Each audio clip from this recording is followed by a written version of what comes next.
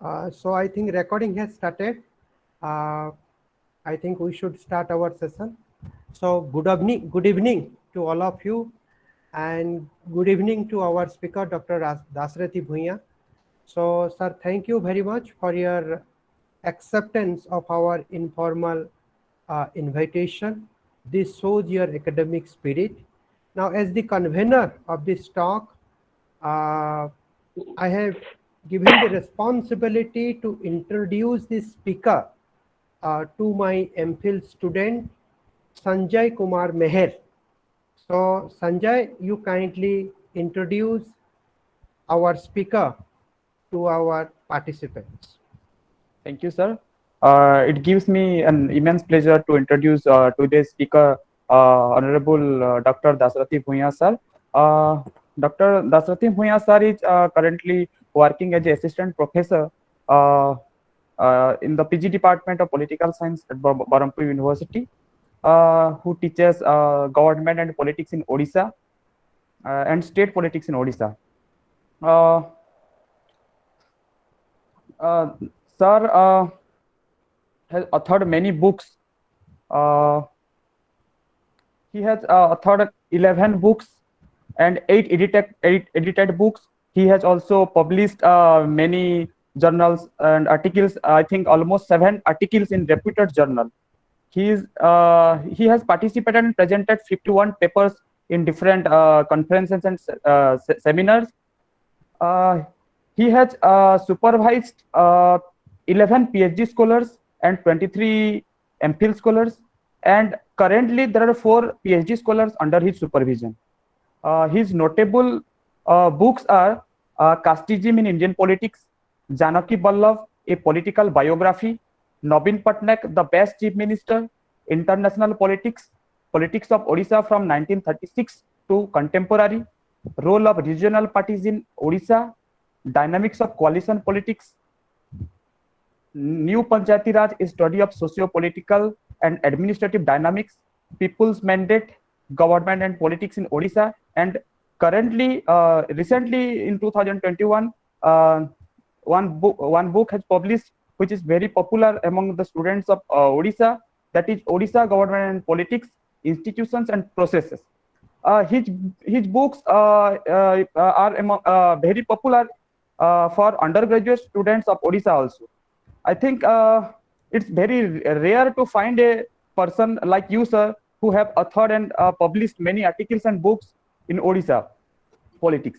Uh, one can find his writings in Odia newspaper. One can listen his talks on radio and TV programs. I think he has also written many writings in Odia literature. He is really a great gems in Odisha. Thank you, sir. So thank What do you, you. Himanshu, sir? Okay.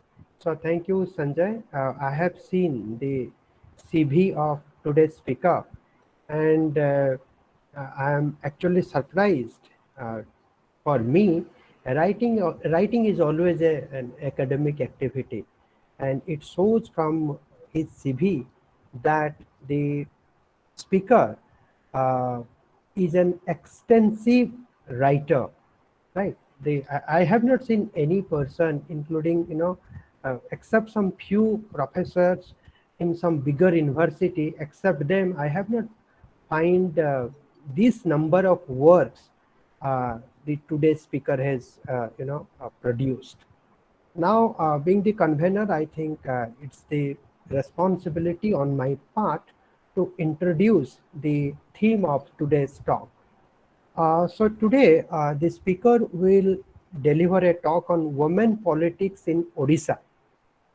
And since Sanjay has rightly pointed out that today's speaker is an expert on Odisha politics, especially so far as the graduation students are concerned, and their interest on the book written by Dr. Bhuyan is concerned. So a very strong argument towards women participation in politics is that though women constitute half of the population of the state, yet why they are poorly represented in politics. So no doubt, historically, women have been kept away from politics. If you want remember Aristotle, the father of political science, the speaker will obviously bring some light why Aristotle holds such a position.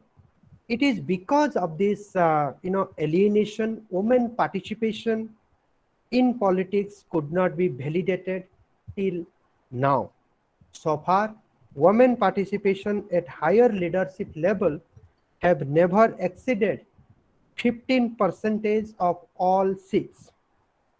However, it is correct to say that underrepresentation of women in politics is because of low and inferior status of the women in this society. When it's a question how far it is correct to say that underrepresentation of women in politics is because of the low and inferior status of women in society, when women of lower caste and class are increasingly getting tickets to contest in the election, especially panchayat election. No doubt, after independence, uh, there has been an increase in the political participation of women in Odisha, but the real power continues to lie with male politicians. Now the doubts are coming in the minds of any rational person. First, is the inclusion of women in politics is just a populist stunt of different political parties today? Second, are women in politics the agency of politics, or they are just a means to an end? Or in the words of the speaker, what uh, he says it like this: just a decorative piece in the cabinet. Now, elected women representatives are treated as a puppet in the Panchayati Raj institution. There are factors which are responsible for this situation. And these factors can be categorized into two groups: internal factor and external factor. So far, so far as this internal factor is concerned, there is a lack of awareness, lack of experience, lack of knowledge, lack of skill, lack of leadership, lack of quality, lack of education, and lack of exposure in women representatives. And so far as the external factors are concerned, there is influence of family, there is influence of caste, there is influence of social outlook, and there is influence of patriarchy. If the woman is a sarpanch of a gram panchayat, then functionally there are two heads, de jure heads and de facto head. This seriously exposes the capability of that woman representative. Is it really possible to develop her capability through education and employment by the state? To what extent it is feasible for the woman to enter into the politics when the political culture of the system is increasingly characterized by corruption, criminalization, and communalization? Now, in such a context, I request today's speaker, who is an expert on this field, to remove some of our misconception, misunderstanding on this topic. So now I welcome Dr. Bhuyan to start his talk. Sir, please, you may start now. Thank you. Thank you. Respected convener of the webinar, Himanshu sir, my dear participants, today's topic is on women politics in Odisha. trends and challenges. So as already mentioned by Dr. Mishra, that women in India constitute nearly half the population of the state, but they are poorly represented in the various governance, whether it is the local governance or state or central. And this position depicted through 17 general elections so far reflects a low representation of women whether in the parliament or state legislature, in political parties and other decision-making bodies. The average percentage of women's representation in the parliament, assembly, council of ministers taken together has even it is in between 10% to 15%. And the underrepresentation of women in the political space, as mentioned by Dr. Mishra, it is inevitably linked with the low social economic status of women. Why? Why women is always being regarded as low social position? Let us start from 1937 to till 2019 election. We will see what is the status of women in Odisha politics. In Odisha, there was a big gap between men and women in electoral field during the pre-independent era, when there was no constitution for independent India. There was a government from 1936 to 51. And this can be inferred from the fact that none of the three ministries from 1936 to 1950-51 included any minister. Although there were some women independent who were there, Sara Devi, Punyaprabha Devi, A. Lakshmibai. A. Lakshmibai was elected from Berhampur and Sara Devi Punyaprabha from Cuttack town constituency. But in the link assembly is 1947 to 52. Among the women legislators, Srimati A. Lakshmibai, sister of V.V. Giri, who was the President of India, he was the Deputy Speaker of the Odisha Legislative Assembly from May 1946 to February 1952. She was the first woman Deputy Speaker in Odisha. And Basanta Manjari Devi was the Deputy Minister of Health in the Hare Krishna Mahata Ministry, who assumed the charge of office on 23rd April 1946. Then come to the independent Odisha or independent India. After the independence of India, there had been a spectacular increasing in the political participation of women in Odisha.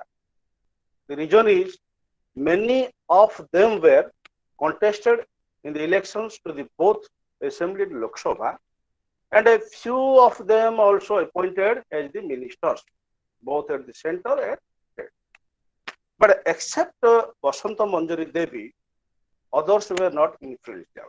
You know Basanta Manjari Devi from Ranpur constituency. The real power continued to lay with the male politicians. Although Basanta Manjari Devi, Rajamata of Ranpur, was a prominent woman, political personality during the post-independence, but she lacked a statewide influence. Despite the fact that Basanta Manjari Devi had been the deputy minister, she was at best a decorative piece of the cabinet of Hare Krishna Mahata, and also in the cabinet of your Navakrishna Chaudhary from 1946 to 1959. Only the male leaders like Mohta, Biju Patnaik, R.N. Singh-Do, Navakosti Chaudhary, Virendra, they were dominating the political scene of Odisha during this post-independence era. Then it was the first two elections from 1951 to 61.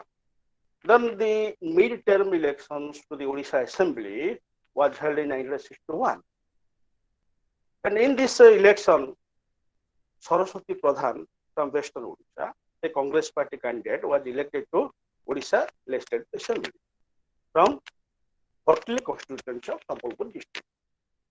So in June 1961, Biju Patnaik took over as the Chief Minister of Odisha, and Srimati Saraswati Pradhan took over as he was inducted in Biju Patnaik's cabinet as a Deputy Minister of Education.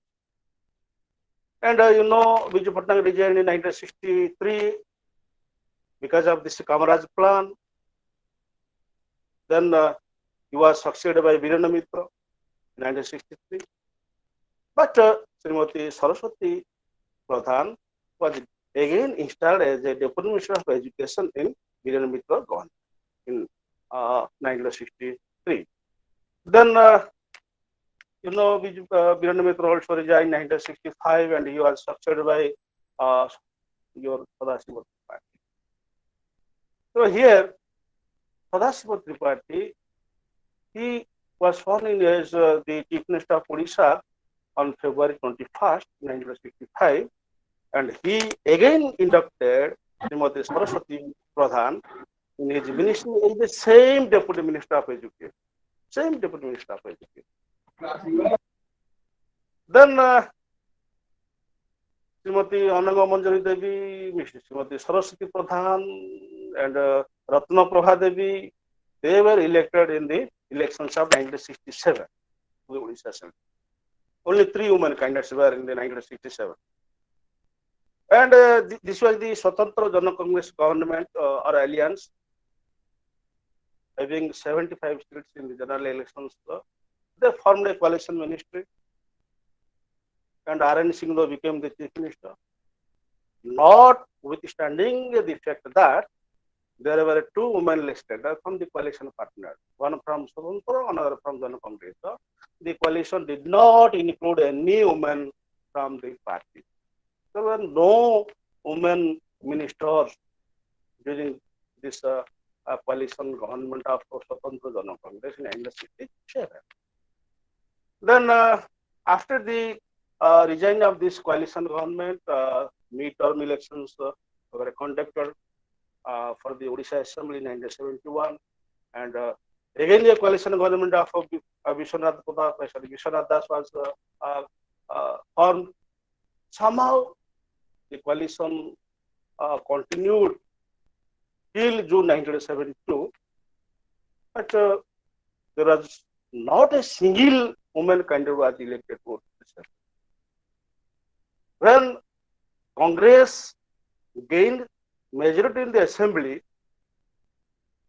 Indira Gandhi sent Nandini Satpathy to head the Congress government in Odisha, and she was elected from Kota Constituency Assembly to a by-election.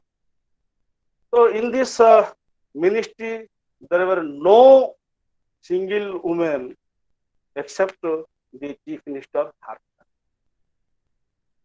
And in 1974, Satpathy government resigned, and another government was formed.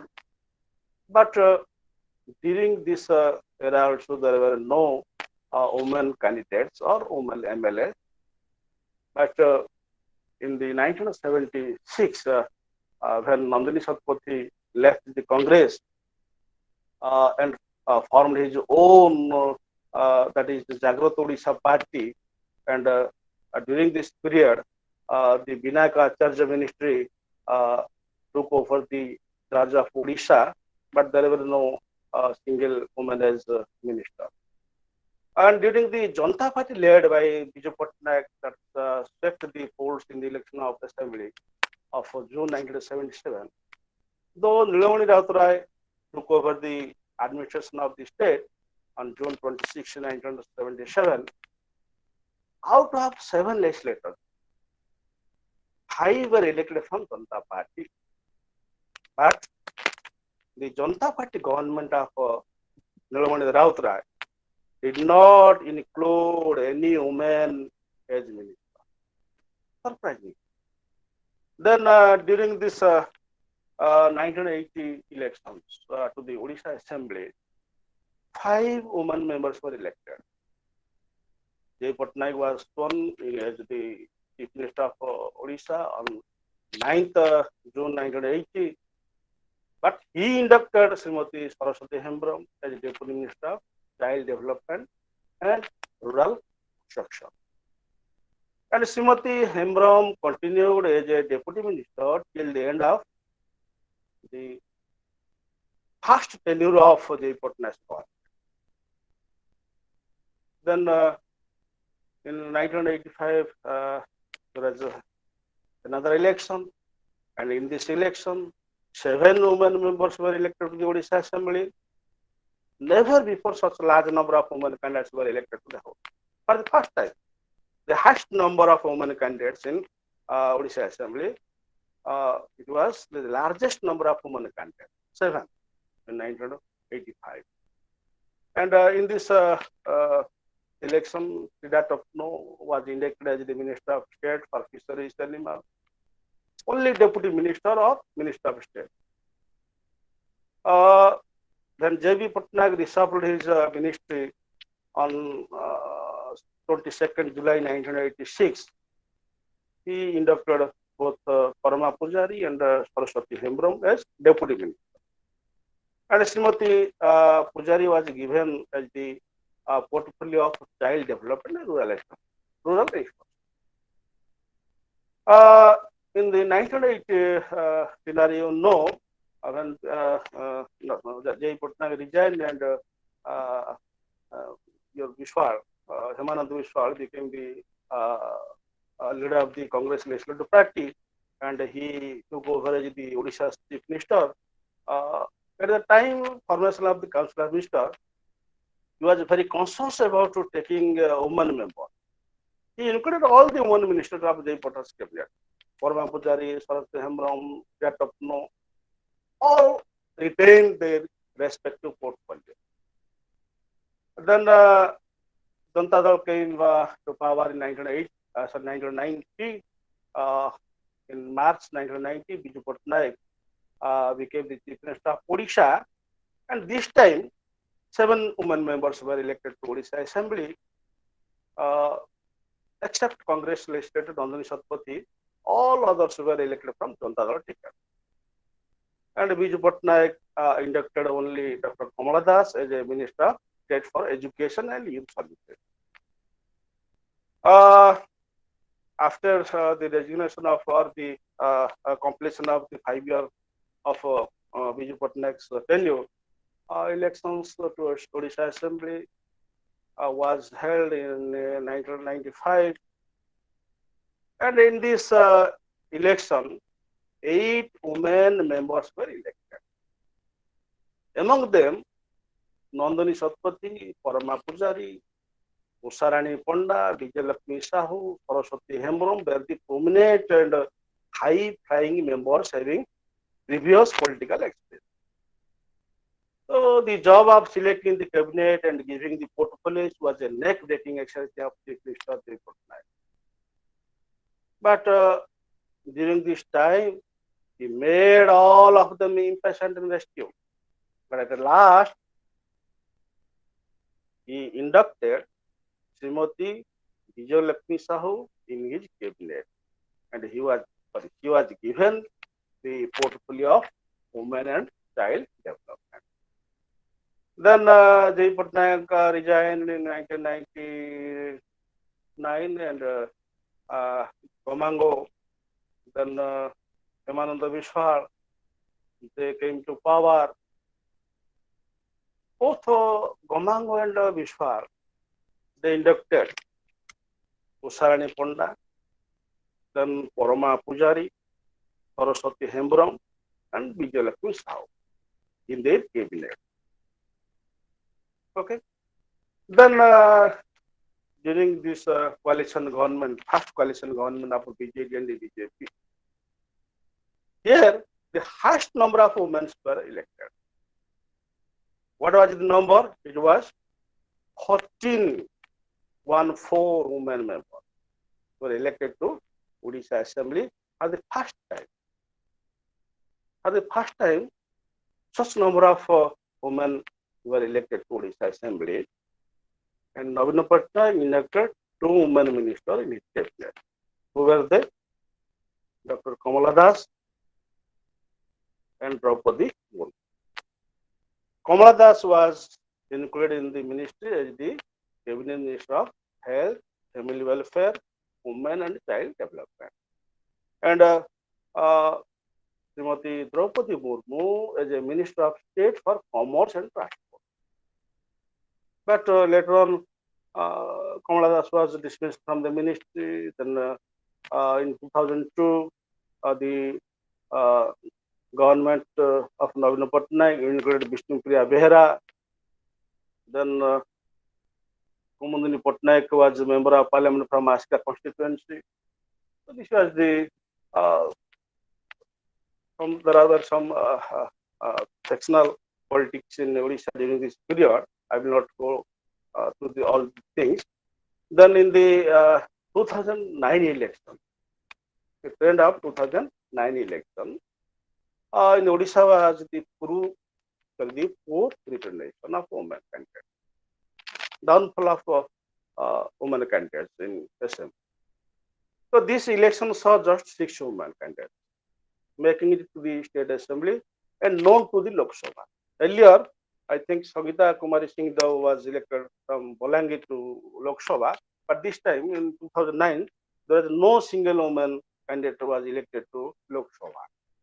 And the women members elected to the Assembly were Pramila Malik from Binjarpur, Anjali Behra from Indore, Ashika Malik from Kendrapada, E. Sujjan Kumar Dev from Kavishwar Nagar, Usadi from Tikiti, Mamata Madi from Chitrakonda.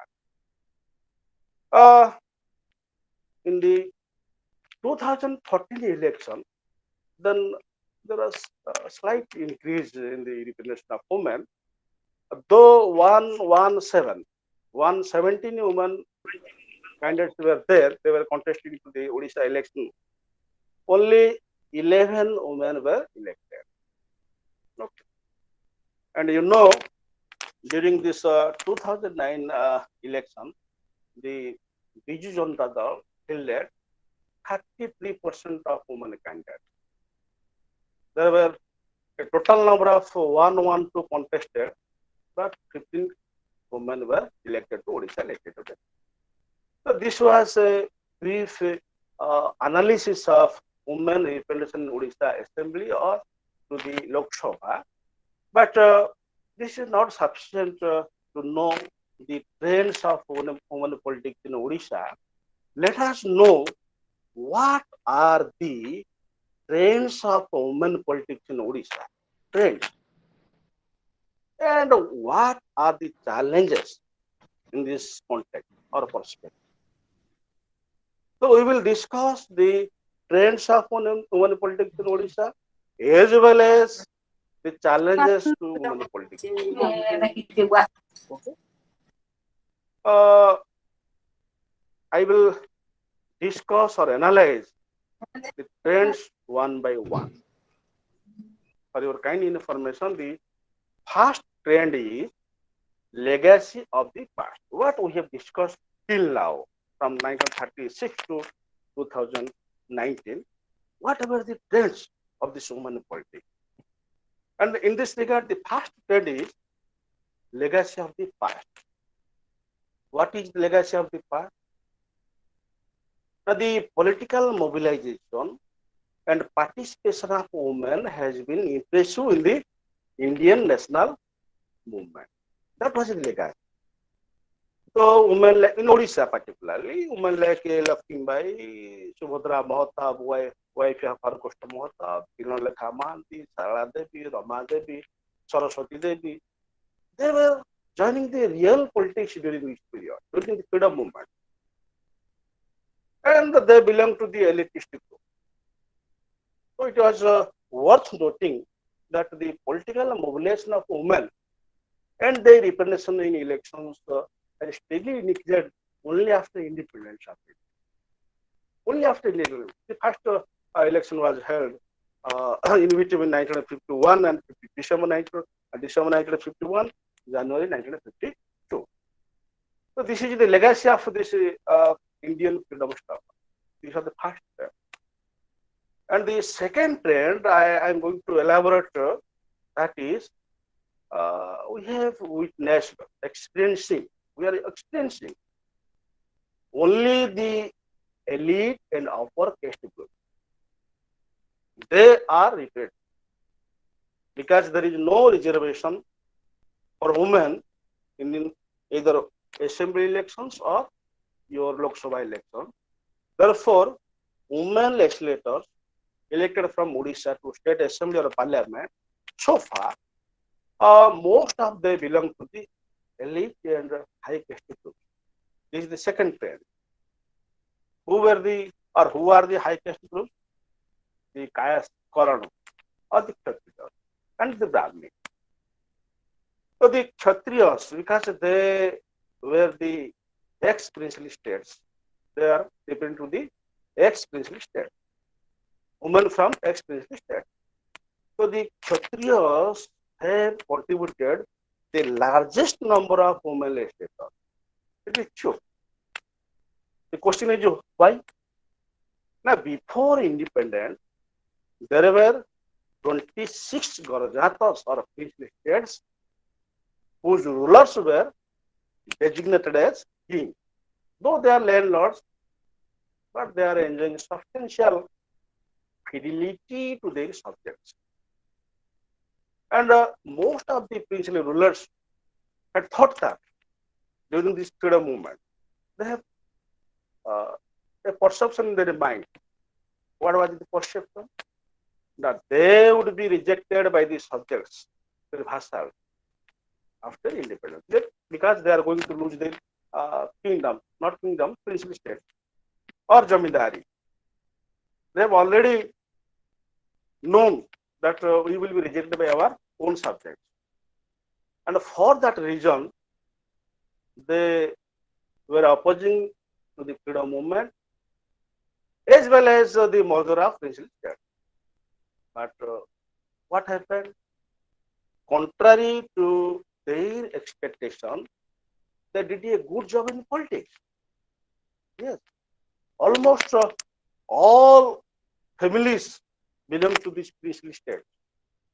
Maybe the Basanta Manjari Devi of Ranapur, wife of Viranchi Narayana Singh Dev.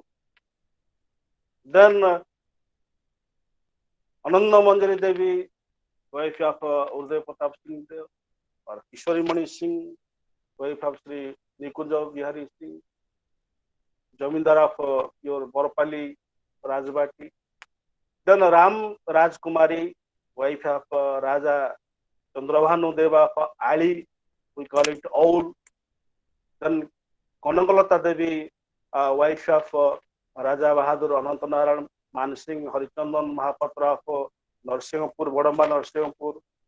Then Ratnaprabha Devi, wife of your Raja Shankar Pratap Singh Dev of Dhenkanal, Shanti Devi, wife of N. Singh Dev Dharakot, or Amita Singh Dev Volangir, family of royal family of Volangir, or Rasmanjari Devi, family of your Tigriya. Many women from this Kshatriya caste, they belonged into politics because of their link or past legacy.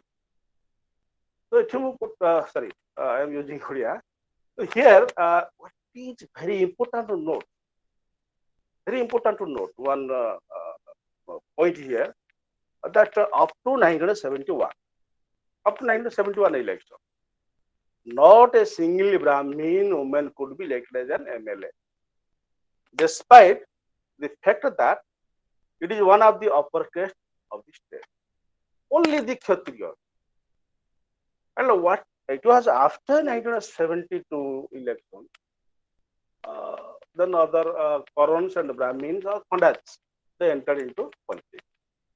So till 1971, only the Kshatriya women, they were entering into politics. Then the fate of OBC women representatives is also miserable during this period. Only few OBC women have been elected.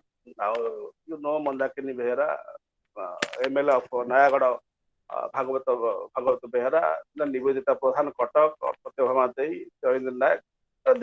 They are coming from the OBC group. Okay. The next trend I can elaborate, that is, this is an important trend in Odisha politics. What is that? That is less important portfolio. Only women, family welfare, or education, yes, or health, or social welfare. This is another trend of women politics in Odisha. Though they are inducted into the ministry of many governments, some women legislators were included in different. Some women, not many. But mostly they remain deputy minister or minister of state. No woman was elected as a cabinet minister. No one. I think they were not eligible for becoming a cabinet minister. What may be the reason? All are appointed as the deputy minister or minister. And they are also generally assigned portfolio, department, like social welfare, health or education, or women and child development, etc. Less important portfolios were given to women in Odisha. This is another trend. Then, if you go to the next trend, uh, yes, this is another most important trend in Odisha politics. What is that?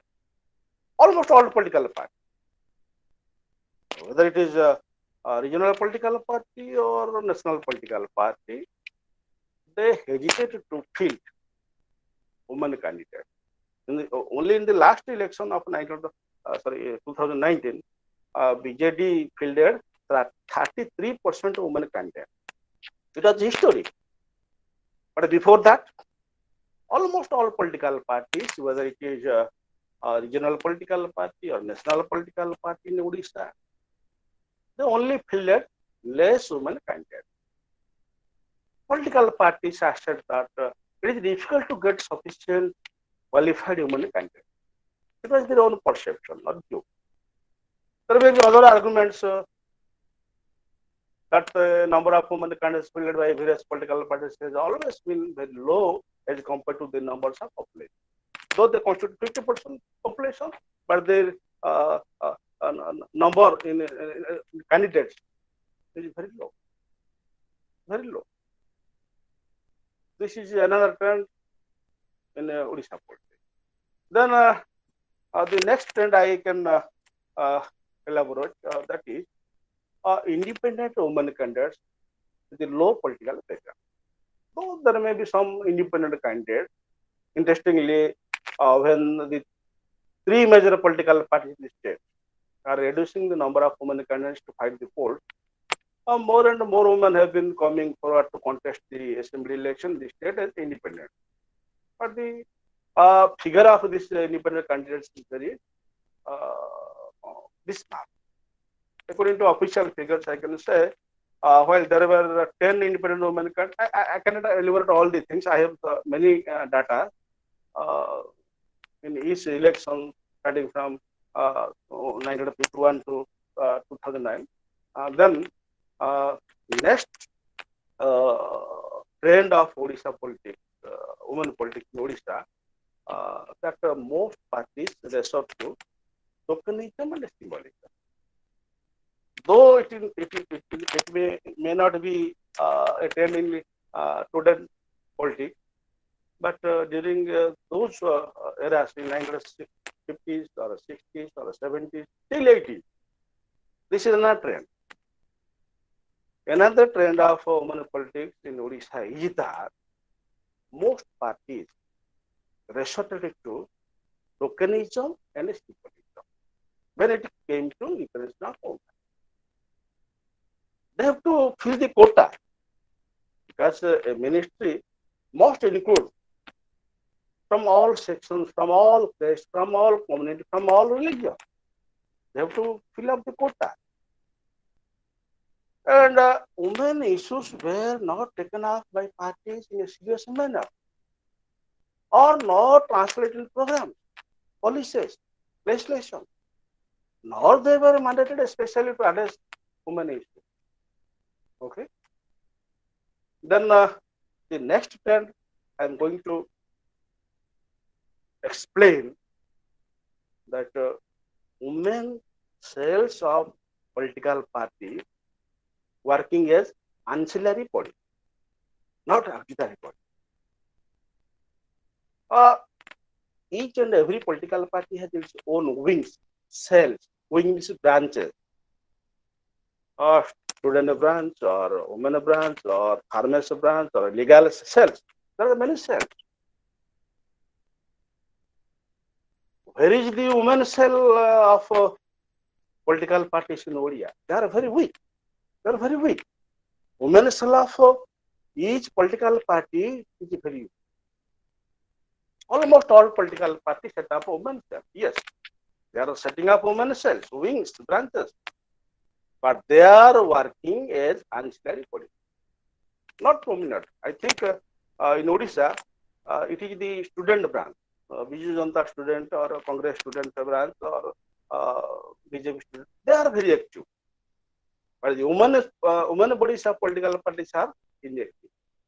Inactive, very inactive. Very few women were able to capture seats of power. And the number of women in the legislature remained very large.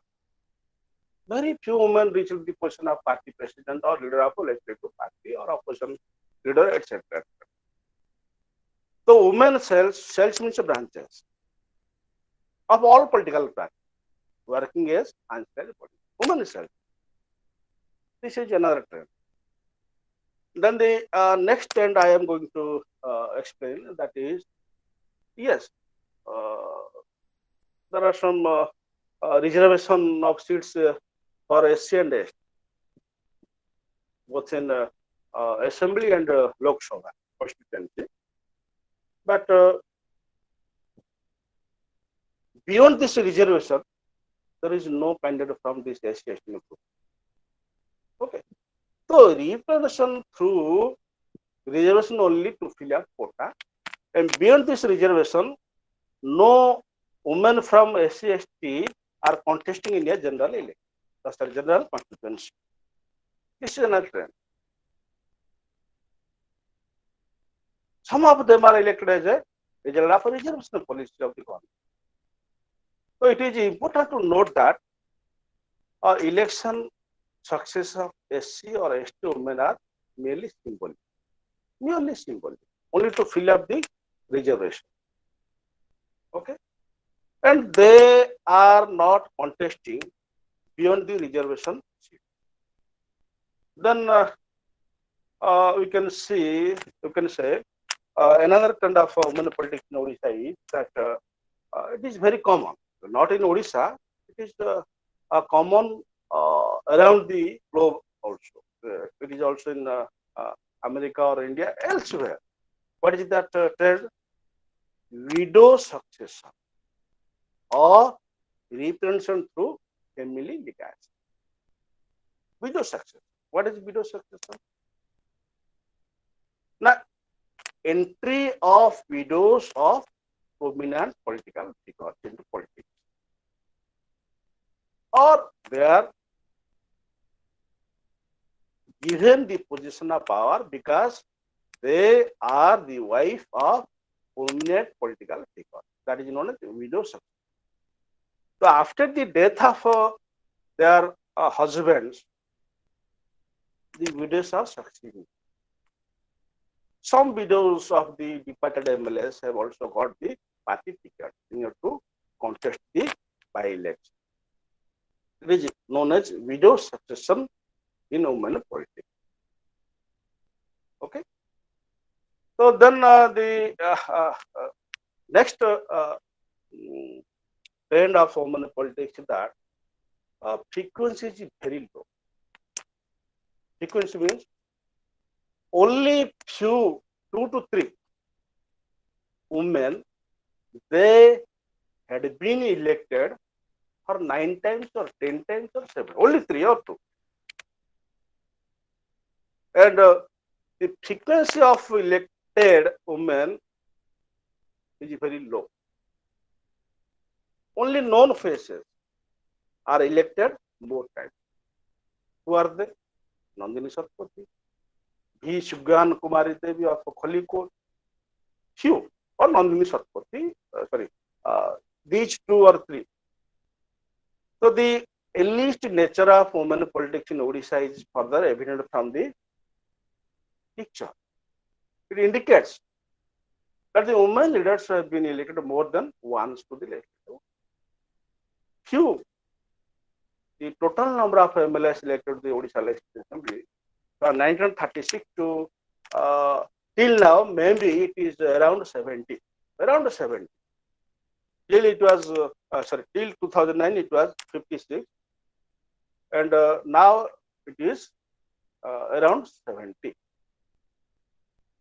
If you analyze among these 70 women MLAs, among them 36 women MLAs were elected for one time. One time. 10 women were elected for twice. 5 women MLAs were elected thrice. 3 women were elected 4 times. 1 woman elected for 7 times. And 1 MLA was elected for 10 times. Highest. 7 times it was Nandini Satpathy. 10 times it is V. Shudyani Kumari Dev of Pandikot. This is another trend. Frequency is very low, very low. Only known figures are coming to power. Then I will go to another trend of Odisha politics in Odisha, that is poor representation in parliament. Poor representation. Parliament. You will be astonished to know that the representation of Odia women in the parliament election is very miserable. Very miserable. And it is pertinent to note that till 1980, from 1951 to 1980, not a single member from Odisha was elected to Odisha as a Lok Sabha. Not a single woman from Odisha was elected to Lok Sabha. It was in 1980, for the first time, Jayanti Patnaik, wife of former Chief Minister Jai Patnaik, was elected to Lok Sabha, because Jai Patnaik resigned as an MP from Lok Sabha in order to become Chief Minister of Odisha in 1980. And the vacant seat was filled by his wife, Jayanti Patnaik. So since 1980 till 2019, only 10 women so far have been elected to the Lok Sabha. And since 1952, 10 women have been elected to Rajya Sabha. If any participant want to collect the list from me, I can provide it. Okay.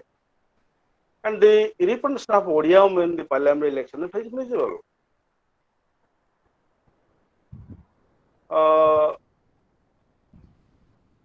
This is another trend, but in the last election, it is very spectacular. More women are coming from backward area. Okay. And I have already mentioned you regarding another trend, that no tribal or SC candidate contesting outside it is. I have already mentioned it. Then after discussing all these things, now Himanshu sir, Hello. Yes, yes, I'm listening you, sir. Is it, shall I go for? Uh, shall I continue or stop right now? I think have you completed your talk? Yeah, yeah. I think To some extent, okay. it cannot be completed in 1 or 2 sessions No, because it is a. Uh, that I can understand, but somewhere you have to give a conclusive remark to your talk okay. so that we all can feel Okay. that this is the end of the talk. Okay. So the concrete remark that is already mentioned by the convener that why there is low participation of women. What is the link between uh, participation of women and their socio-economic status? We are linking it. Okay. So here, uh, some of the obstacles or hindrances or impediments may be like patriarchy or low literacy rate, or maybe a lack of information or education, or the attitude of the male partners. There are so many impediments or factors. So I can conclude that one thing I am going to explain. Yes, uh, what is the low socioeconomic status? What are the parameters? So one thing I am going to explain you that visible and invisible labor, paid and unpaid labor. Know it. What is visible and invisible? So here, uh, every household, in every household, we have mothers, sisters, wife. Okay, they are working from dawn to dusk, or from early morning to till 9 o'clock or 10 o'clock night. Are they paid for their work? No. Though their contribution constitutes the national income, but their labor is invisible. It is not visible. Husband is working somewhere and he is earning 40,000, 30,000 or 20,000. He is claiming that my labor is visible. I am earning such money. This is another trend. Their labor is not visible. The second factor I can explain that their labor is unpaid. Their labor is unpaid. My father or myself, I never pay to my wife for their work, or my father is not paid. We have to find their contribution to your society. Then it has to be looked after. Why this individual labor or unpaid labor will continue? Question mark is there. Then we are talking about political empowerment. For political empowerment of women, what is political empowerment? Know the concept. Uh, the sharing of power on equal terms with men is very essential. But the reality is that women continue to be marginally represented even in the areas where the various policies have a direct impact on them. That is on them. What is political participation? Again, political participation in terms of decision making. Yes, number one. Then implementation of the decision. Number two, very important. Participating, participating only in decision making or policy making is not important. How the policies will be implemented, we have to engage the women. That is another important uh, uh, aspect of women empowerment. Then the third aspect is decision making, implementation of the decision. Third, because they are the beneficiaries of this policy or decision, they are the beneficiaries. They should actively participate. It impacts state life. How? Uprising or making an assessment or estimation. It is very important. They should know what are the drawbacks, why this policy failed or succeeded. This is the most important part of political participation. So there is passive participation, active participation. Himanshu was telling that de jure de facto. Yes, I am the sarpanch, but my husband, my father is tackling all the official matters or economic matters. It is happening. De jure sarpanch, de facto sarpanch. She sarpanch, he sarpanch. You know it?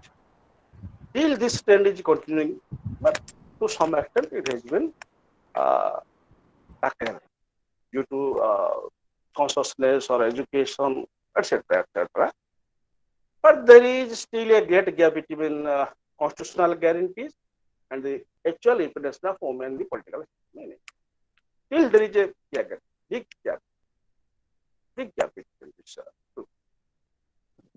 And there is no sign that the measures necessary for equal participation of women in political life have yet become a part of common political agenda. Some issues can be given priority altogether without choosing one over the other. And the issue of women political participation is such an issue that should be given priority. Some problems can be solved in the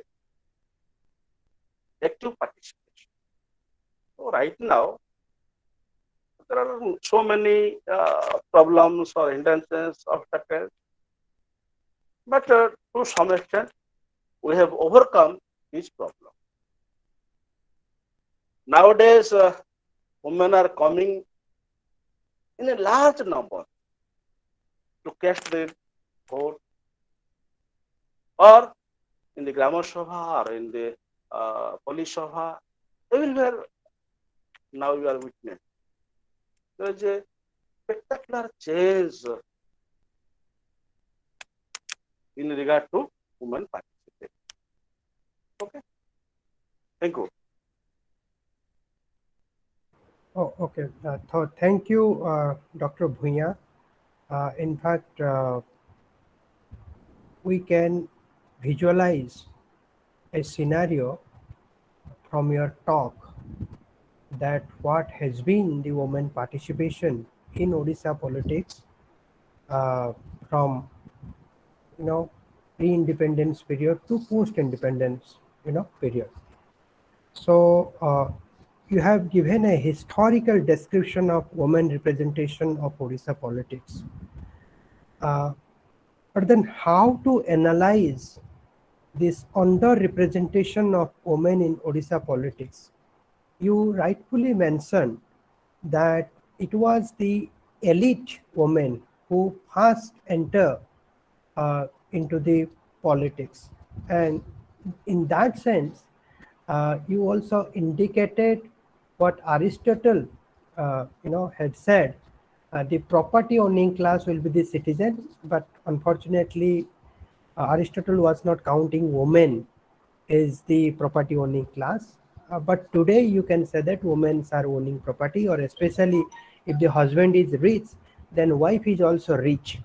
So from that sense, you justified Aristotle that it is because of the owning of the property, some of the elite women, they enter into the politics. But then what is the difference between the elitist woman representation and the current woman representation, what I call populist woman representation? Today also we are experiencing some of the women, they are participating in the politics. but I'm not so sure whether their participation is as an agent of politics, or they are just a means to an end. In your words, what you call, they are the decorative piece of politics.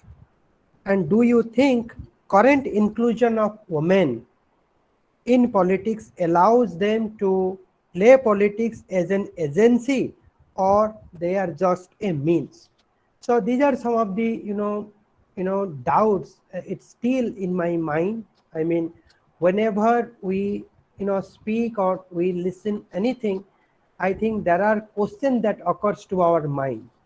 Why such a thing uh, has been continuing till now, and what is the difference between the woman representation in the past and the woman representation in the present? And if you remember correctly, while introducing this theme of this talk, I raised 4 questions. Let me say it so that it will help you to give us an explanation that how far it is correct. I mean, you connected under representation of women with low and inferior status of women in the society, right? And my question is that how far it is correct when women of lower caste and class, they are getting tickets to contest election, especially the panchayat election today, right? That's the first question I asked. Second question, what I asked, is the inclusion of women in the politics is just a populist stunt of different political parties today? That's the second question. Third question I asked, are women in politics, I mean, that's the question I have already asked. They are agents of politics, or they are just a means? I have already asked. And the fourth question I asked in the introduction, that to what extent it is feasible. That's a very important question. I think I need. I mean, we all need answer to this question. This is important. That to what extent it is feasible for women to enter into politics today. It may be national politics, or it may be regional or Odisha politics, when the political culture itself is increasingly characterized by corruption, criminalization, and communalization. So these are some of the doubts it has raised in my mind. So I kindly request you to provide a reflection on those doubts, and then subsequently I will go back to Professor Vishnu Chaudhary. He is also connected with us. Professor Vishnu Chaudhary will give his observation on your talk, but he will give it after you know give us a reflection on this doubt. Himanshu, Yes. could you please ask the question one by one so that I can explain a better manner, in a better Okay. manner? Okay. So the first question is that why you connect the underrepresentation of women with the low and inferior status of women in society, especially in the context where women of lower caste and class are increasingly getting tickets I to am not contest. getting your question correctly. So you are linking the political representation and the lower status, No, socioeconomic status. I mean, you have linked that why there is underrepresentation of women in politics. It is because of the low and inferior status of women in the society. Okay. You have linked, and I am trying to, questioning, or I'm questioning it, that if today, if you see the panchayat election, then you will find there are women from the lower caste and lower class. They are getting tickets to contest the election, right? And when Yes. they are getting a ticket to contest the election, to what extent it is reliable to say that underrepresentation is caused by the inferior status? First, what I say, uh, there are legal aspects and social aspects. Okay. So the reservation by the constitutional amendment is a legal aspect. Are you agreeing with or not? Okay, you may continue, sir. I will. Okay, We are okay. listening. So then there are other factors like education or attitudinal change in both men and women. Then the contact of women with outside world, then education, role of mass media, then uh, the motivation of women, or you can say their participation in decision making process at the local level, or the role of the voluntary agencies or self-help groups or civil societies or social organizations, all contribute to the social aspects of representation. So there are legal aspects as well as social aspects. So both these aspects contribute to the present perspective of human representation. Okay, and the government is making many populist programs, schemes, policies for this uh, lower strata of society. So what they think, these programs are only for us, not for the higher strata or the upper class. That is the only factor. They are now motivated to either participate in the decision making or in the political process. What I think, both the legal aspects as well as social aspects or economical aspects. So here, before 30 years ago, the trend was that only educated or the urban-based elites, they were in a large number coming to politics or going to cast their reports. What is the present trend? The lower strata, maybe it is the OBC or SC or ST or the common man or the poor. They are thinking that these policies are only for me. We are the beneficiaries. So there is a direct link between the populist programs by the government and the benefits provided by the government to these people. That is the main reason. Large number of people from the lower groups, not caste or maybe sections, they are coming to politics. Okay. Okay, sir, I got it. So, are you saying that the inclusion of women in politics today is just a populist stunt of different political parties, or it is because of the social justice program of the government? Uh, Social justice is different because uh, here, what I say, the resources, the resource of our society, both material and non-material. Both resources are unequally distributed. What are the non-material resources like your rights, liberties, or job, or honor, or prestige? Okay. So, in the context of social justice, now we are going to redistribute it. Redistribute it. Only the privileged class, they had been enjoying all the liberties or rights, anything else, non-material resources. I'm coming to not material resources. Then, in order to bring equality in society, now we are following the policy of inequality. Okay. So those who have been earlier getting all the facilities of the privileged class, now the government is not willing to provide them anymore. So what is the government doing nowadays? It is only distribution, redistribution of resources, imposing heavy tax on rich people, and the money income from them are spent for the poor. Okay, it is the social justice aspect of your participation.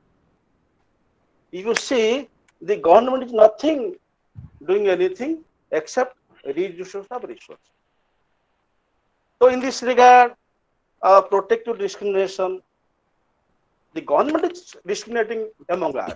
Now with the people, the government is discriminating the people in order to protect their interests. Let us differentiate them. Who are the beneficiaries? Who are the deprived class? Let us first choose, select. That is protective discrimination. So in this process of protective discrimination, the constitution is also discriminating. They are OBC, they are women, they are backward, they are SC, they are ST. Yes. So in order to protect the interest, now there is protective discrimination, and there are affirmative action, reservation, everything is there. So in Okay. this process of social justice, here reservation for women 50% or 33% is another milestone in this regard. Okay, I got it. I mean, one of the disadvantage of current social justice policies is that it is not strengthening the capability of the individual, right? And in that sense, all the social justice policies are converting towards the populist politics. That's a different discourse. I think the related question is that those women who are in the politics today, who are contesting the election, right? What I call de facto and de jure, you know, right? So are women in politics the agency of politics, or they are just a means?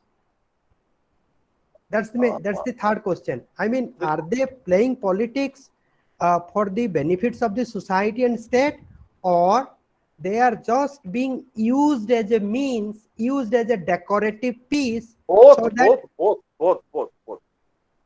You can say they are means of social change. They are agencies of social change. On the other hand, not all women, some are fielded or they are mobilized to become politicians.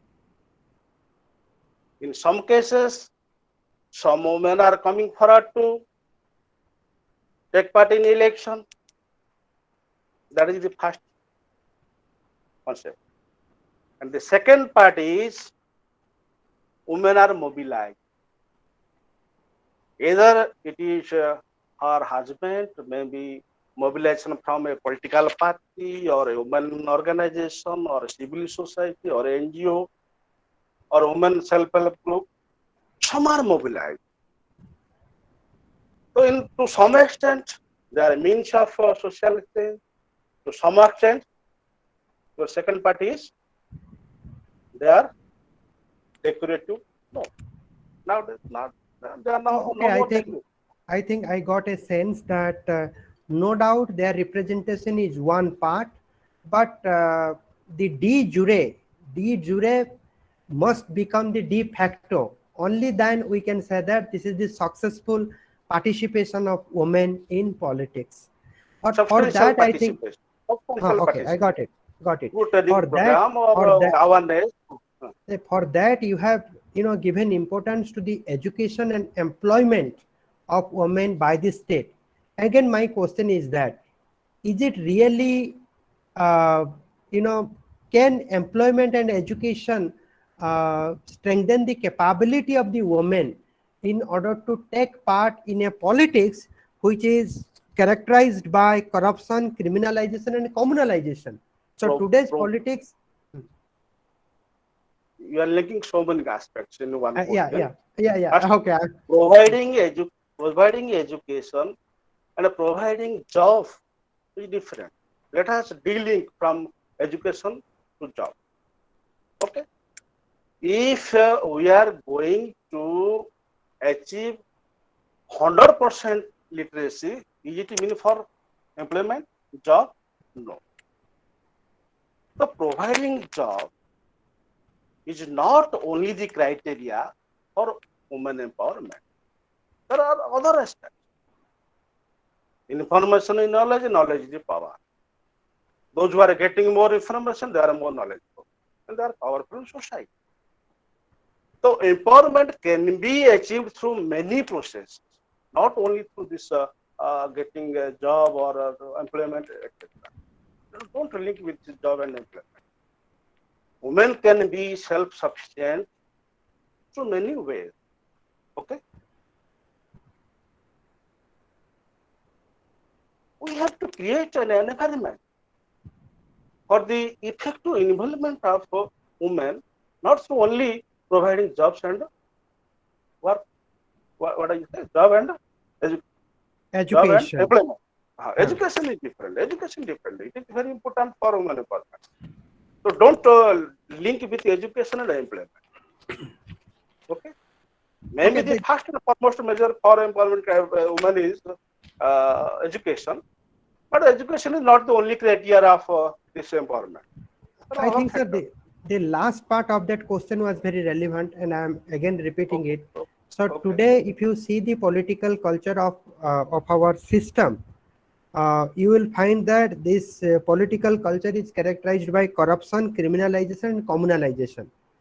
And Most of politics cannot avoid this. Now, to do politics, we need a different kind of approach, different kind of capability. And do you really think that the women are having such kind of capability to work in a system which is characterized by all these ills and evils? okay. Okay.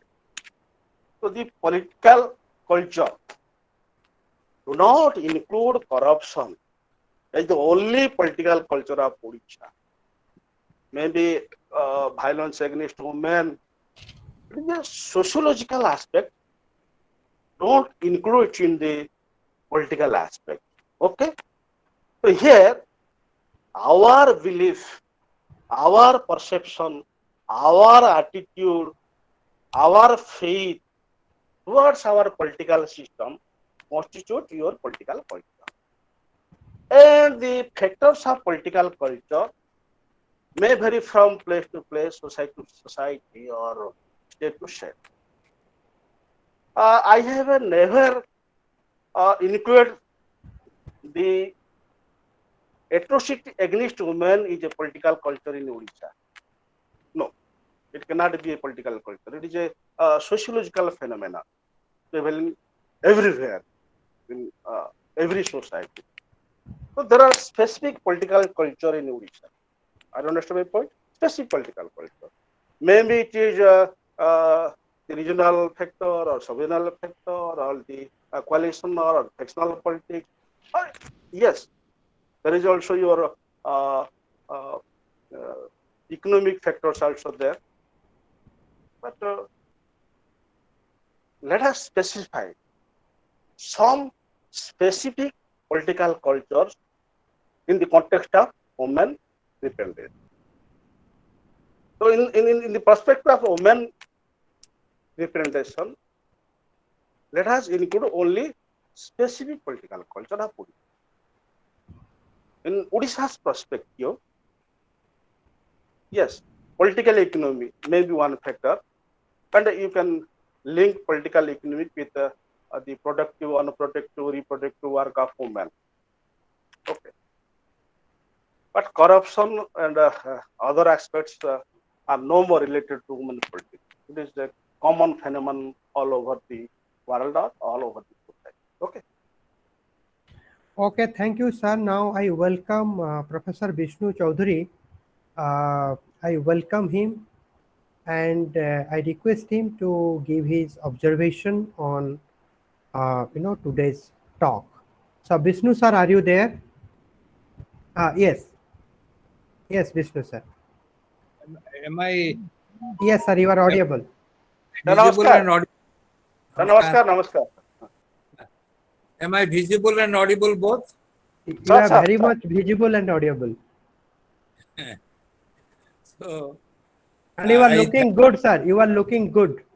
Oh no, you see, uh, I at the outset thank you, Himanshu Babu, for organizing such academic programs, inviting scholars, senior teachers to speak on particular topics, specific topics. I was listening to a great extent what Dr. Dasarathi Bhuyan was talking.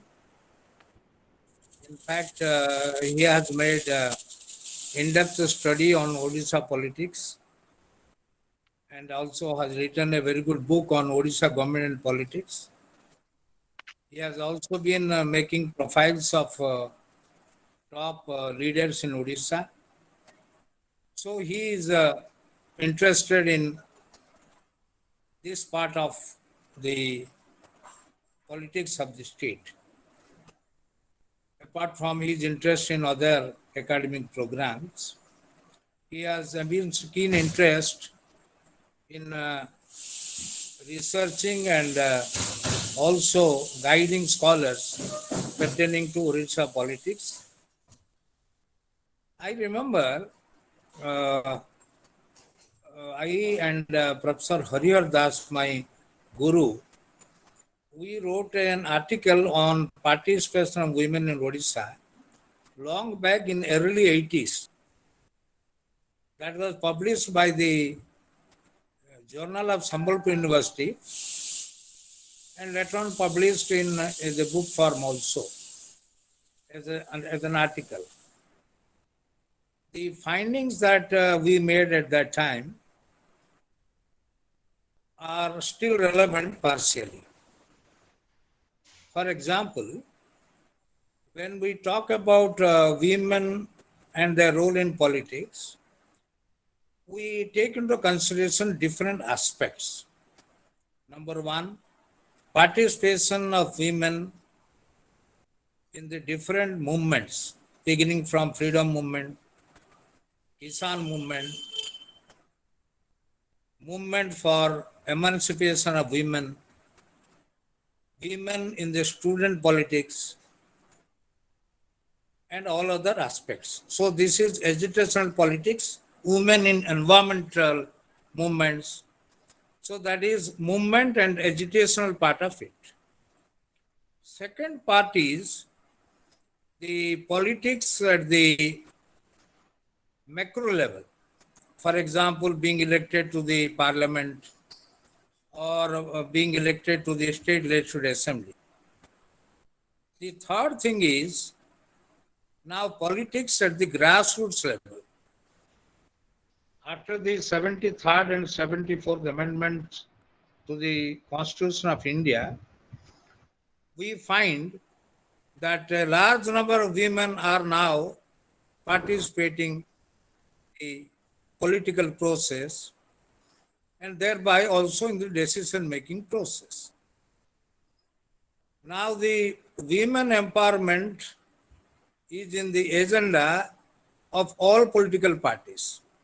If you scan the election manifestos of all political parties, you will find definitely few assurances emphasizing on the role of women and their empowerment. So this is this. Considering their participation in the macro level, we found in Odisha particularly, during the several elections in 1951-52 onwards, because I remember when I was looking into the voting pattern in Odisha before 1951-52 election that were organized on the restricted franchise. J.N. Mahapatra, in a particular writing published by him under the title Odisha in 1936 and 1937. So he was talking about the women voters and the low participation. Mr. Mahapatra attributed conservatism, the Parda system, absence of female polling and presiding officers, and polling booths being installed at distances. All these things were attributed. So there was a very low percentage of women coming to cast their vote. That was pre-independence politics. And you know that the number of voters were also limited that way. After the adult suffrage was introduced, and we have the elections in 1951-52, known as the first elections, you find the women got the full right of voting, and the principle was one man, one vote, one woman, one vote. But in Odisha, we have seen during the early decades, only few women contested.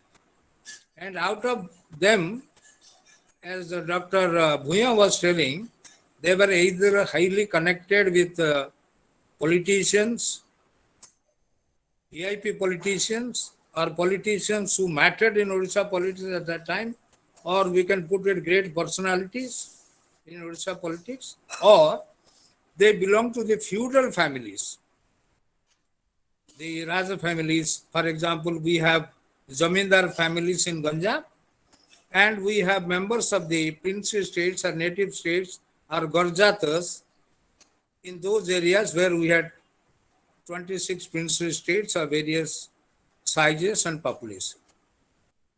This trend showed that political parties were not prepared to allow women to contest. Why? You ask any political party even today, their common answer is, while distributing tickets for contesting election, ability to win, or in one word, winnability is the factor. Can a women candidate win the election? We want winners. We don't want losers. So that is one.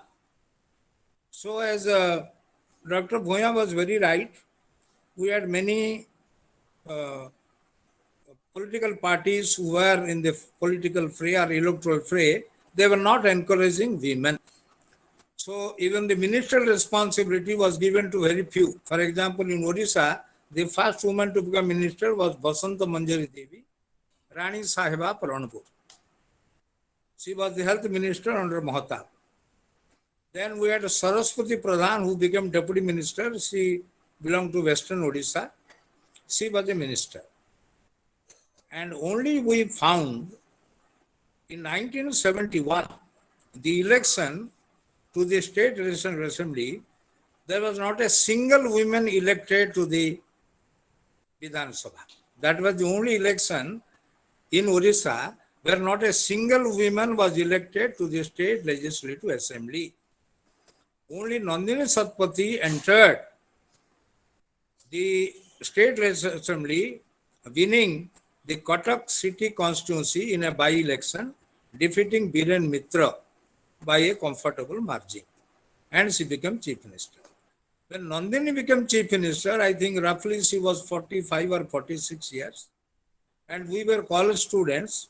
The perception in Odisha was how this lady will manage this state, where many big leaders are there, they might create problem. Like when Indira Gandhi became prime minister, some of her party colleagues said she is a gungi gudiya. But later on, with the functioning as prime minister, the same Congress colleague said, "Arey Baba, ye beti baap se jadi hai." So after she became chief minister, Nandini, in 1972 June, after Vishwanath Das ministry collapsed, Nandini proved beyond doubt that she meant business. And she was respected, feared, and she had complete grip over administration as well as the political life of the state. Then again she became chief minister in 74 election. In 74, you find from Western Odisha we had Swarindra Naik, then Nandini Satpathy from Denkanal, then we had Sudhanshu Malini Rai from Govindapur constituency, Cuttack, belonging to a very reputed family. These were, Sugana Kumari Devi. Sugana Kumari Devi won the election in 1963, in the by-election, she entered the Vidhan Sabha. But 67, she never contested. 71, she never contested. 74, again, she was elected to the assembly. So 4 members. After that, you find, as Dr. Bhuyan was telling, we have no representation in the Lok Sabha. In Rajya Sabha, we had representation by women. Like, for example, Shailabala Das was the member of the Rajya Sabha. Then Saraswati Pradhan became member of the Rajya Sabha. Nandini Satpathy was elected to the Rajya Sabha in 60s. But only in 81, Dr. Bhuyan is referring to it 80, but actually it was 81 where by-elections were held from Cuttack constituency, and Jayanti Patnaik won the election from Cuttack parliamentary constituency, vacated by J.B. Patnaik, who became the Chief Minister of Odisha by then. 1980 Vidhan Sabha election was a trendsetter. For the first time, we found 4 tribal women, they were elected to the Odisha Vidhan Sabha. And 3 from Koraput, 1 from Mayurbhanj. From Mayurbhanj, it was Saraswati Hambram, and who takes the credit of becoming the first tribal woman to become a minister in Odisha, councillor minister. She was taken as a deputy minister. Then we had Parama Pujari, Fulomani Santa, and Bhagavati Pujari. These were 3 from undivided Koraput district. So we had altogether 4 scheduled tribe women or tribal women leaders who were elected. They were not very well connected. They were all very poor. They belonged to the marginalized section of the society, but they got the Congress ticket and they won. I have now guided 3 PhDs, one on tribal women in Orissa, like that, all centering women, and I have found out that given a chance, women can excel. Given a chance, women have the ability to win. For example, 1977, from Barampur, there were 7 MLAs who were elected in 1977 who were women. And from Barampur, it was Mahuri Rani Saheba, Ratna Manjari Devi, who defeated the sitting chief minister, Vinayak Acharya, by a huge margin. And she contested Barampur constituency as an independent candidate, not from any political party. Later on, she joined the Janata Party. So all the 7 members of the Vidhan Sabha, they belong to Janata Party only. So another study has suggested that the victory of the women candidates in Orissa is proportionate to the victory of the party which wins. Take for example, if the BJD is the winning partner, winning 117 or 123 or 118 or 107, whatever it may, or Janata Party won 123, the victory of women MLAs are proportionate to the victory of the party in power or the party that won the election. Similarly is the case with the Congress time, 80 election, 85 election. That was the trend. That is there. And another which Dr. Bhuyan has clearly stated, I also agree with him, that we have an elitist trend in women's participation in the politics. What is elitist? A candidate coming from the same constituency at different times. Take for example, she was giving the example of Khalikot. Sugnan Kumari Devi, she won 8 times, including the by-election in 63, from Khalikot constituency. After it became a reserved constituency for the scheduled caste, she won from Kavisudanagar, the neighboring constituency, twice. So 10 times she won, record. Similarly, you find Pramila Malik, Usha Devi from Tikiti. They have won from the constituency 4 times, 5 times, 3 times. So elitist representation. Nandini Satpathy is the only leader in Odisha who never lost a single election. Full stop. Why? She has maintained that charisma and she was responsible for nursing the constituency. This concept you must remember. Now you find from the same Dhenkanal district, Anjali Behera was a minister. Her father was a minister. But Anjali Behera lost recently as a member to the Panchayat Samiti of her Panchayat Samiti. She was MLA, she was minister, but recently, last month, she lost in the election to the Panchayat Samiti membership. That was there. So you find Nandini never lost. Take the example of 1977 election to the State Assembly. Jayaprakash Narayan supported the candidature of Malati Chaudhary. George Fernandez, though he belonged to Janata Party, the same party on the ticket which Nandini contested from Dhenkanal, she or as the collaborator, Congress for Democracy, they propagated in favor of Malati. Jayaprakash Narayan gave a statement, you defeat Nandini Satpathy because she symbolized the emergency excesses. But what was the result? Even Malati Chaudhary, such a reputed freedom fighter, such an educated lady, who was the wife of Navakrishna Chaudhary, former Chief Minister of Odisha, and sister-in-law of Gopaman Chaudhary, another freedom fighter, she miserably lost Dhenkanal. Because Dhenkanal constituency or Gondia constituency from where Nandini was elected, she nursed the constituency very well. That is why there is no defeat. Like Mahatab saying, in my horoscope, in my palm, there is no rekha of defeat.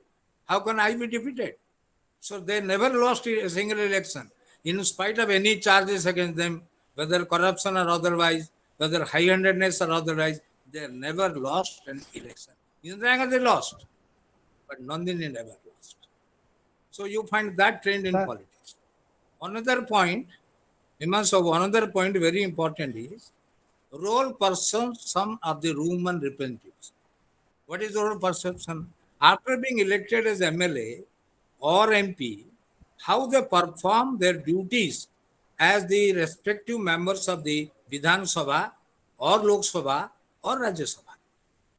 That is a study which need deeper research to find out. You have to go to the Assembly Library, go to the Parliament Library, the questions they have posed, the manner how they performed their duty or role as the ministers or chief minister or union minister, all these things. But you find that now there are dramatic changes that have come. Take the example of Draupadi Murmu.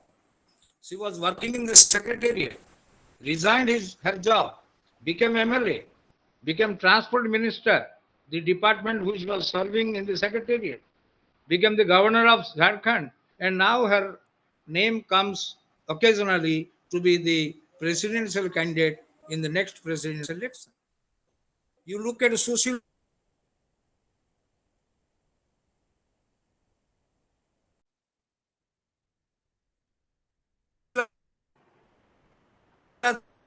I think AICC. Himanshu Babu, I think your time is getting out. I'll conclude by saying we need further research. Only to give passing references will not do. We have to take many other aspects into consideration, but one thing is very clear. Now there is a greater participation of women. Women have become articulate.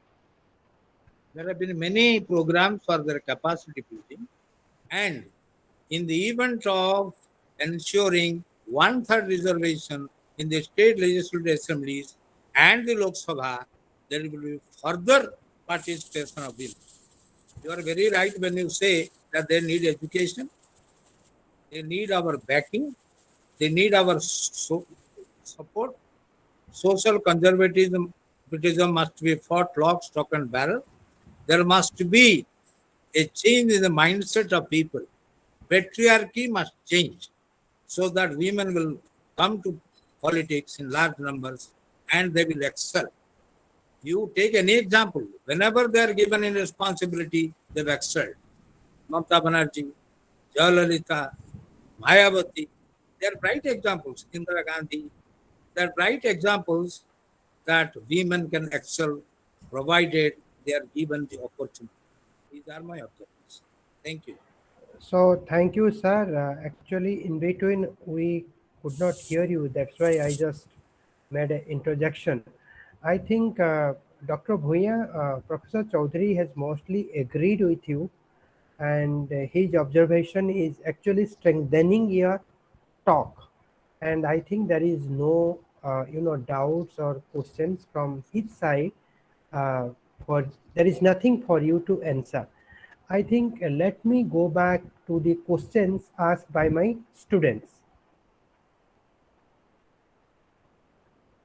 Uh, okay, Brundavan is asking this question. Sir, am I audible, Dr. Bhuyan, sir? No, you have to unmute yourself. You have to unmute. Am I Hello. audible? Okay. What do you? Okay.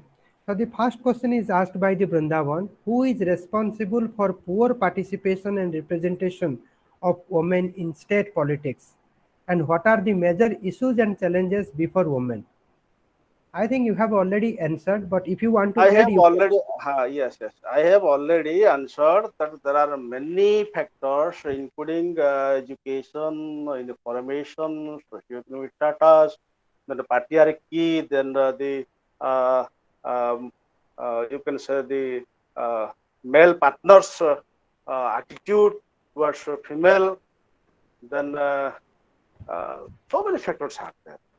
Then the social mobilization, role of media, so many factors are there. Can Okay, enumerate a thank number of you. them. Yes. Sanjay is asking this question. What are the extra measures that can be taken besides reservation for the better representation of women? I mean, besides, Uh, you know, uh, reservation, what are the extra measures? I have already discussed that there are legal aspects as well as social economic aspects. So extra measures, I think the extra measures may not be only the constitutional measures. The extra measure also include some social forces like conscience or family orientation or uh, social justice. Yes, social justice is another uh, uh, drive towards this human representation. So not only the legal consideration can work well. Besides this, let us first reorient your thing, and it will start from your family. That is the extra uh, drive to mobilize women. I think it will start from your family. Okay, Okay, thank you, sir. automatically everything will be removed. Okay. Or Niyati is sir was telling that it is capacity building also. Capacity building is most important. Let us develop their capacity at your family level or social level or institutional level. There are some institutional frameworks as well as some social framework. You know it. So yes, institutional framework like your constitutional amendment or provisions in constitution or law or act. Yes, it is more than sufficient. I think. okay. Let us Thank you, sir. now look after the social aspects. Okay. Niyati is asking this question, sir. Do you think that political parties should take into consideration the educational background of women candidates participating in election representation? Because Uh, after getting elected from various assemblies, their participation in parliament is poor, right? So uh, she is asking a let me very then. interesting question Okay, that very. I know what she is uh, asking. Education. What do you mean by education? Is it the institutional education providing certificates? No. Education is different from institutional education. Let us clarify part. So those politicians having no institutional education, can you call them uneducated? But they have insights. foresights for your country. To whom you will call education? My students are passing out from my department. When they are coming to get their conduct certificate, the application they are writing, I want a conductor certificate. But having 75% of marks, what is education? What is age? There should be no bar on education or qualification. What I think? Education is necessary, but not this institutional education. I am an engineer or a doctor. Do I know regarding the cultural, social, economic aspects of my country? No, I have no time. Is it work for your country? Can they will bring social change in a country with having education, IIT or elsewhere? What is education? Yes, you need minimum education, not MA or like that. Are you understanding my point? Education would be sufficient to understand the social, economic, political problem of your country, how to solve it. That's education. To me, it is education. Okay? You should not Okay, thank you, sir. make I it the mean, what, criteria that this should be the qualification for an MP and MLA. I think, Niyati question was very interesting in the sense Okay. that For example, in in education, India is a multilingual state. So if somebody is coming from South India or Odisha or Bengal, he may not able to speak in Hindi or English. Can you call him an uneducated? If I am not able to speak in English and I have a command over my subject, can you call me an uneducated? What is education? no, I That think is, I agree with you. I think to this extent that education is not a piece of degree. Education is all about the common sense. I mean, conscience about yes, common sense or awareness about your conscience. society, social Yes, problems. we can take the Education should be example of more relevant to social problems. we That is can take the education. okay, thank you. We can take the example of Gangadhar Meher, right? Yes. And he had He not has written gone a to volume of school, but books. still then he's a great poet. Yes.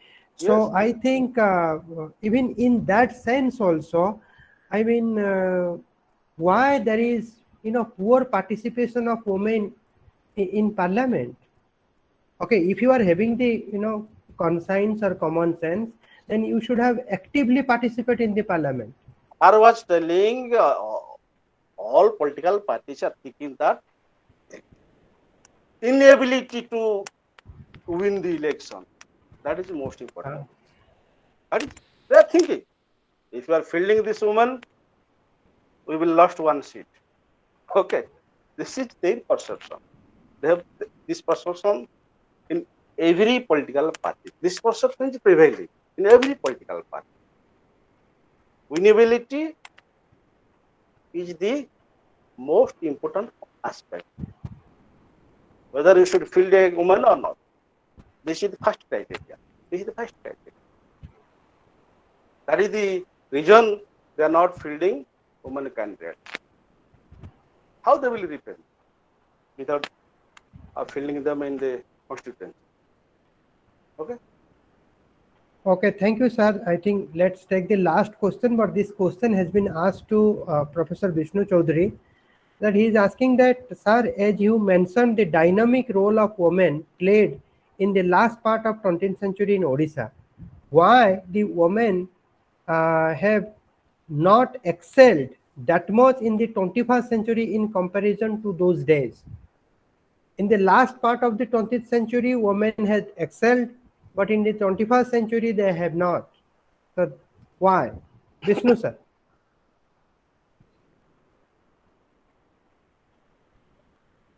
You see, they can excel in every part of the century, provided they are given opportunity. We are not giving them tickets. We are not encouraging them. There are two basic reasons why there is low participation of women. Number one, for a long time, women perceived themselves that politics is not our cup of tea. This is a monopoly of the male persons only. Now that perception is changing very fast. They are demanding their share. If we are nearly 50%, we must be given 50% of our share. 50-50, ada.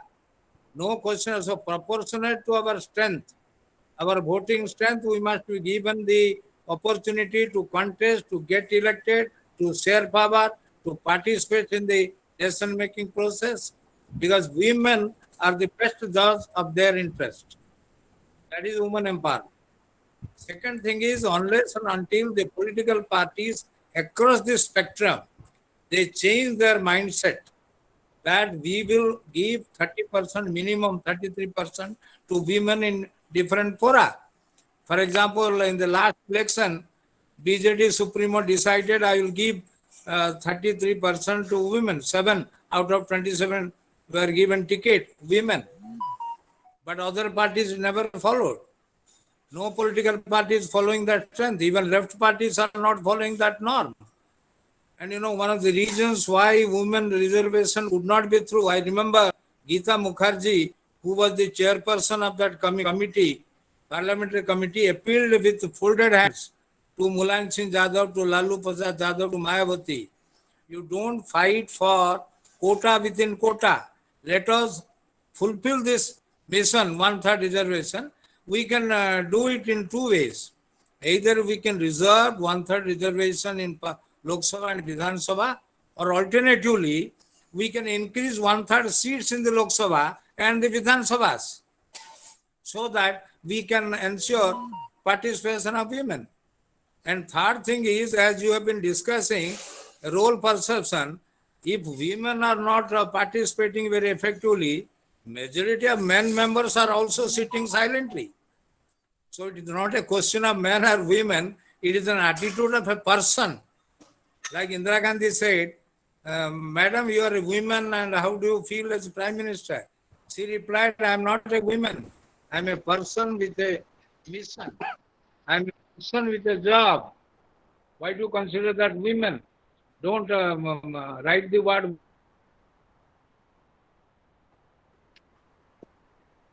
Prime Minister.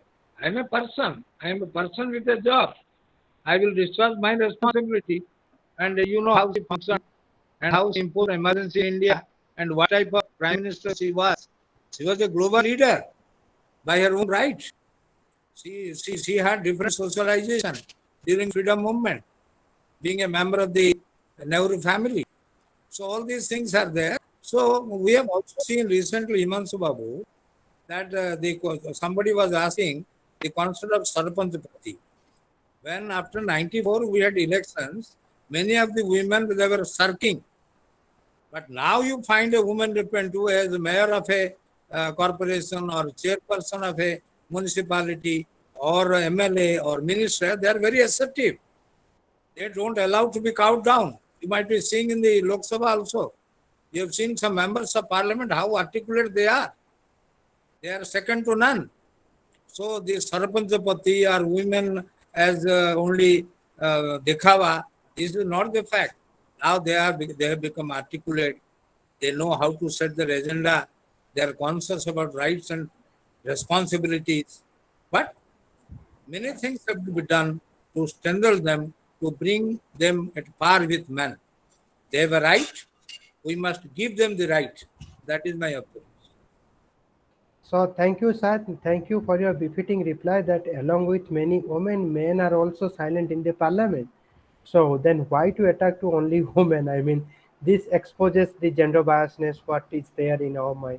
So thank you, Vishnu sir, and thank you, special thank to our speaker, Dr. Dasarathi Bhuyan. Now we are at the last part of this event. Now I request Subrat Bhuyan to provide vote of thanks to our speaker. Thank you so much, sir.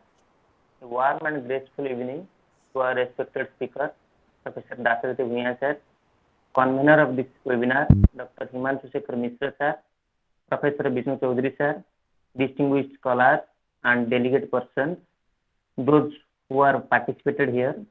It's my privilege to propose a vote of thanks and extend my sincere gratitude to the Almighty for making today's webinar successful. On behalf of Department of Political Science and Public Administration, Sambalpur University, I'm sorry, Subrat. This is not conducted by the Political Science Department.